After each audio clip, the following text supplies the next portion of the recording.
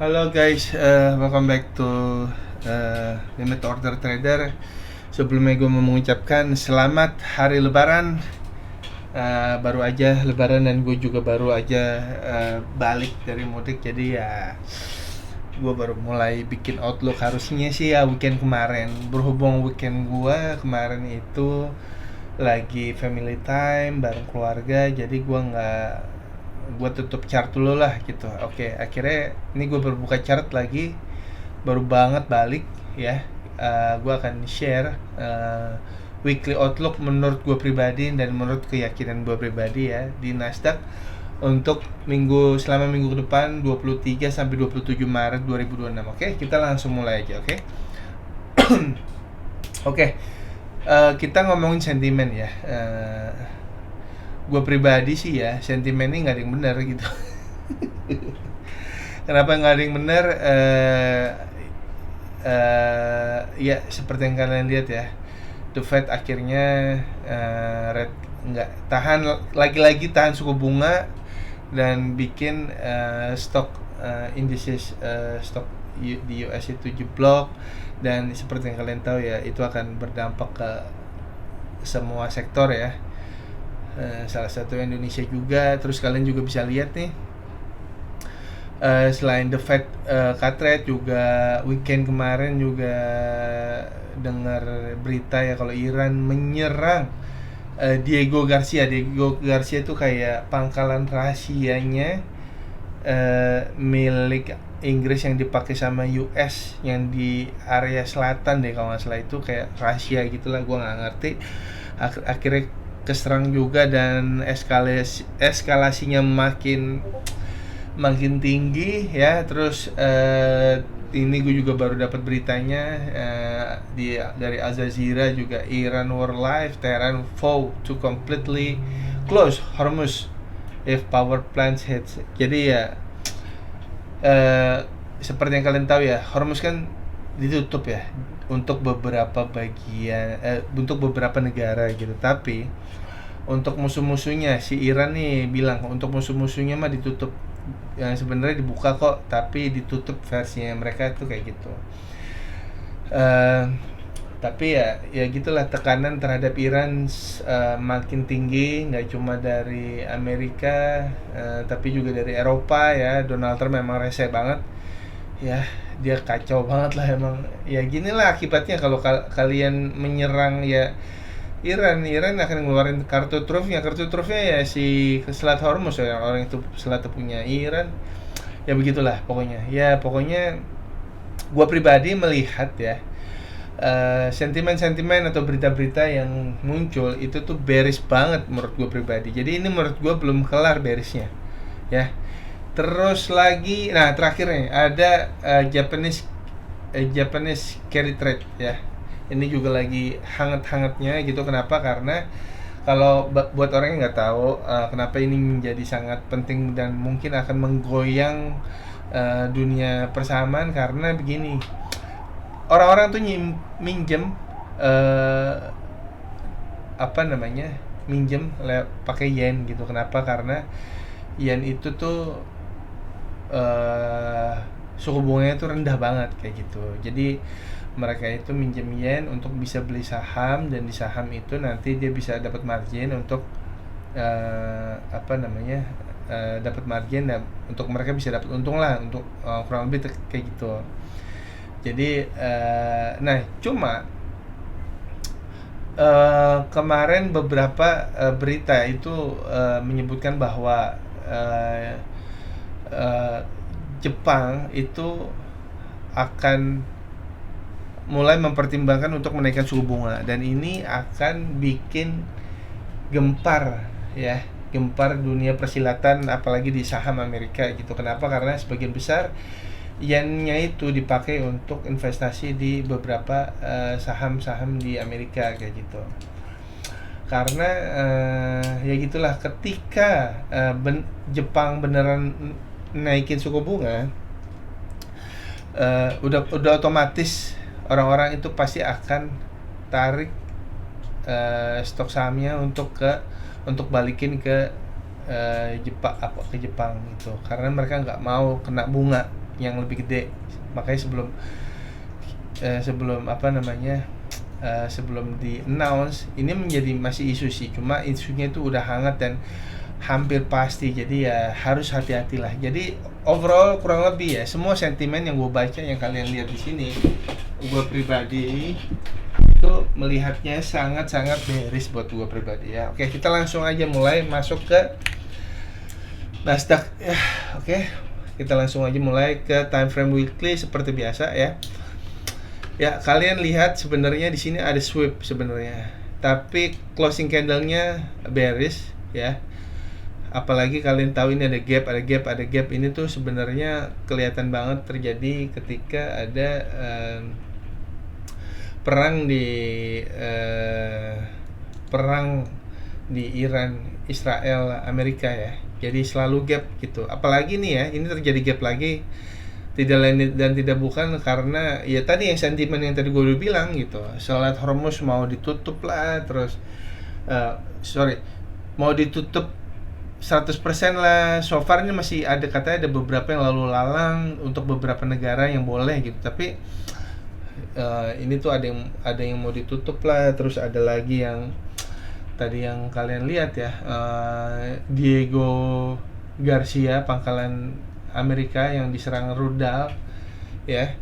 Itu juga ini sebagian besar sih kalau gue lihat ini sentimennya sentimen perang. Ini kecemasan tinggi ya terhadap perang di Amerika, Iran, Israel gitu. Kenapa? Karena seperti yang kalian tahu ya, Hormuz itu balik lagi, ketika Iran diserang, Hormuz pasti ditutup gitu. Itu menjadi salah satu kartu asnya Iran gitu. Kenapa? Karena 20% supply energi atau minyak dunia itu lewat situ gitu. Jadi ya, dan ya mereka akan ngeluarin lah kartu asnya Iran ini gitu. Karena seperti yang kita tahu ya, kalau bahan bakar naik, nggak cuma bahan bakar doang naik gitu. Bahan bakar naik, yang lain gak naik mah nggak apa-apa. Tapi kan ini sistemik ya.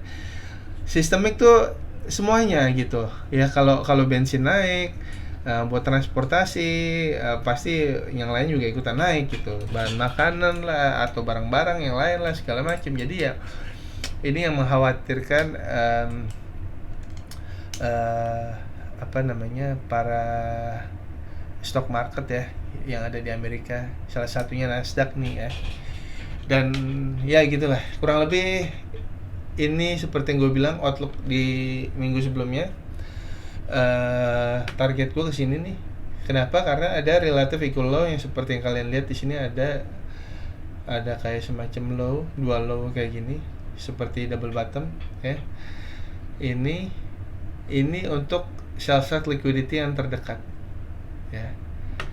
Gue sih nggak, balik lagi seperti yang gue bilang, gue nggak pengen ini buru-buru kena ya. Gue pengen dia ya nanti aja lah dulu di US, di New York aja lah, New York session aja lah kenanya. Jadi biar gue masih bisa entry. Gue males entry di London atau di Asia, gerakannya lama banget gitu.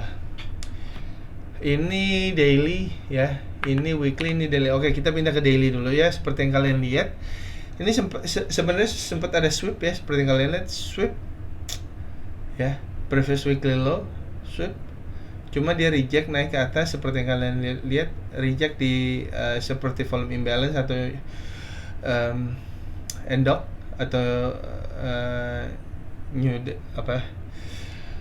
day opening gap ya. Respect, terus respect juga di suspension block seperti yang kalian bisa lihat di sini.